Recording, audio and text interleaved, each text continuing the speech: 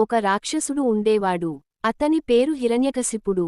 అతడు బ్రహ్మదేవునిని తృప్తి పరచేందుకు గాఢమైన తపస్సు చేశాడు.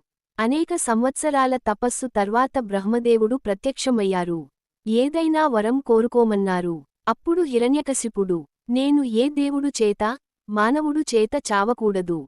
రాత్రి కాదు, పగలు కాదు, ఇంటి లోపల కాదు, బయట కాదు, భూమిపై కాదు, ఆకాశంలో కాదు, ఆయుధంతో కాదు, చేతితో కాదు అని వరం కోరాడు. బ్రహ్మదేవుడు చిరునవ్వుతో, ఇది సాధ్యం కానిది అనిపిస్తున్నా, నీ తపస్సు వల్ల ఈ వరం ఇస్తున్నాను అన్నారు. ఆ వరాన్ని పొందిన హిరణ్యకశిపుడు, అత్యంత అహంకారంతో నన్నే భగవంతుడిగా పూజించాలి అని ప్రాణులతో, మనుషులతో గద్దించసాగాడు. ప్రపంచమంతా అతని భయానికి లోనైంది. కాని ఒక చిన్న బాలుడు మాత్రం భయపడలేదు. ఆ బాలు పేరు ప్రహ్లాద.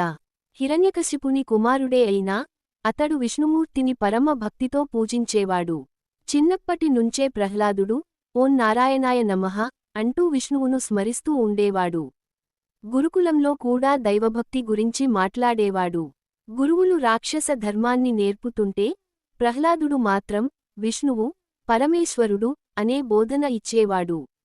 అతని మాటలు విని హిరణ్యకశిపుడు ఆశ్చర్యపోయాడు. నా కొడుకు నన్ను పూజించకుండా, నా శత్రువును ఎందుకు పూజిస్తున్నాడు? అని ఆగ్రహంతో మండిపోయాడు. అప్పుడు అతడు నిర్ణయం తీసుకున్నాడు, ఈ పిల్లవాడి భక్తిని నేను సమూలంగా నిర్మూలిస్తాను. కాని ప్రహ్లాదుడు మాత్రం, భయపడేవాడు కాదు. హిరణ్యకశిపుడు ప్రహ్లాదుడిని చంపేందుకు అనేక మార్గాలు ప్రయత్నించాడు. ముందుగా అతడిని పర్వతం పై నుండి కింద పడేశాడు. కాని ప్రహ్లాదుడికి ఏమీ కాలేదు.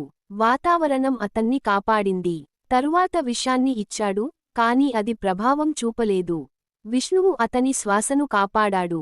తరువాత హోళిక అనే రాక్షసితో కలిసి అగ్నిలో వేశాడు.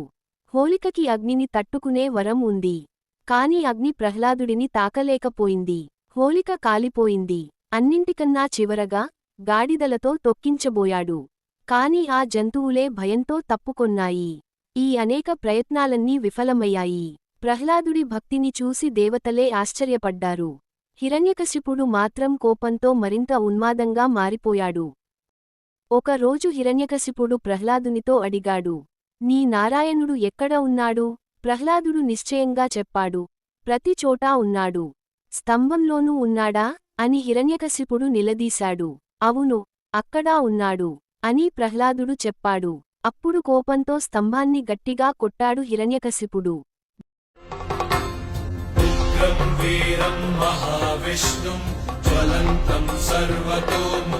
భూమి కంపించింది. స్తంభం చీలిపోయింది. అందులోనుంచి ఒక భయంకరమైన గర్జనతో నరసింహుడు ఆవిర్భవించాడు. మానవ రూపంలో కాదు, పశు రూపంలో కాదు, మరి ఏ రూపం అంటే అర్ధసింహం, అర్ధ మనిషి రూపంలో. అతడి కళ్లలో అగ్ని, శరీరమంతా రౌద్రమయంగా ఉన్నరు. ఇప్పుడు ధర్మాన్ని కాపాడే సమయం వచ్చింది అని దేవతలు అంతా అనుకున్నారు. నరసింహుడు హిరణ్యకశిపుడిని పట్టుకుని త్రిముఖ ద్వారానికి తీసుకెళ్లాడు. ఆ సమయంలో రాత్రి కాదు, పగలు కాదు, అది సంధ్యాకాలం. భూమిపై కాదు, ఆకాశంలో కాదు, నరసింహుని మోకాలపై. ఆయుధంతో కాదు, ఆయన చేతి గోర్లతో. అంతే, ఒక్క క్షణంలో అతన్ని చీల్చి చంపేశారు. హిరణ్యకశిపుని గర్వం భస్మమయింది. కాని నరసింహుని ఆగ్రహం తీరలేదు. దేవతలంతా భయంతో వెనకబడ్డారు. బ్రహ్మదేవుడు కూడా శాంతింపజేయలేకపోయారు. అప్పుడు ప్రహ్లాదుడు ముందుకొచ్చాడు. ఓ నారాయణా, నీవే మా రక్షకుడు, నాకు కరుణ చూపించు అన్నాడు. నరసింహుడు తన భక్తుని మాట విని మృదువయ్యాడు. ఆ చిన్నావాడి భక్తిని చూసి ఆనందపడ్డారు. భక్తికి భగవంతుడే లొంగాల్సిందే. అందుకే నరసింహుడు, భక్తుని కోసం అవతరించిన దైవస్వరూపం. మరిన్ని హిందూ పురాణాల కథలు కోసం సబ్స్క్రైబ్ చేయండి. నచ్చితే మీ బంధు మిత్రులకి షేర్ చేయండి.